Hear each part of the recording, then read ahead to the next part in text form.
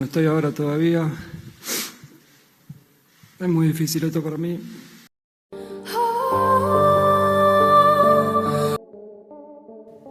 Final ম্যাচের আগে মেসির 3 ছেলেকে আটকে রেখেছিল ডোনাল্ড ট্রাম্প।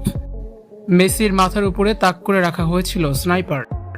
এবার মুখ খুললেন আর্জেন্টিনার অধিনায়ক লিওনেল মেসি।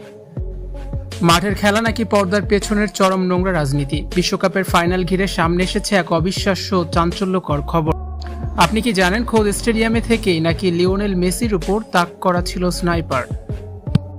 হ্যাঁ, ঠিকই শুনেছেন। ফাইনালের পুরো সময়টা জুড়ে নিজের এবং পরিবারের জীবনের চরম নিরাপত্তাহীনতায় ভুগেছিলেন মেসি। আর এই ভয়ানক মানসিক চাপের কারণেই নাকি মাঠে তাকে দেখা গেছে এতটা এলোমেলো।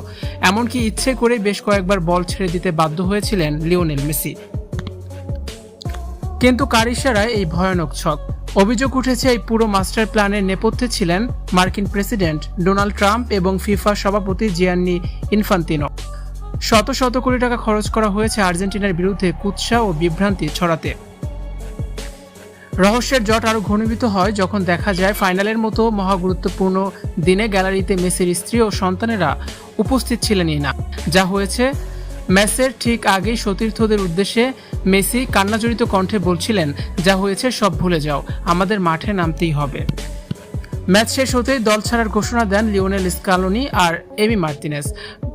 গোটা দল দেশে ফিরলেও মেসিকে আটকে রাখা হয় সেখানেই। টুর্নামেন্ট জুড়ে সেরা পারফরমেন্স করার পরেও তার হাতে ওঠেনি গোল্ডেন বল। এই পুরস্কারটিও মেসির হাত থেকে কেড়ে নেওয়া হয়। পরিবারের জীবন আর নিজের অস্তিত্ব রক্ষার স্বার্থেই কি তবে সাজানো নাটকে নামতে হয়েছিল সর্বকালের সেরা এই ফুটবলারকে? বিশ্ব ফুটবল কি তবে রাজনীতির শিকার? উত্তর লুকিয়ে হয়তো শুধুই ইতিহাসের পাতায়। ভিউয়ার্স, এই বিষয় নিয়ে আপনাদের মূল্যবান মতামত অবশ্যই জানান কমেন্টস করে। ভিডিওটি দেখার জন্য ধন্যবাদ। ভিডিওটি শেয়ার করার অনুরোধ রইল।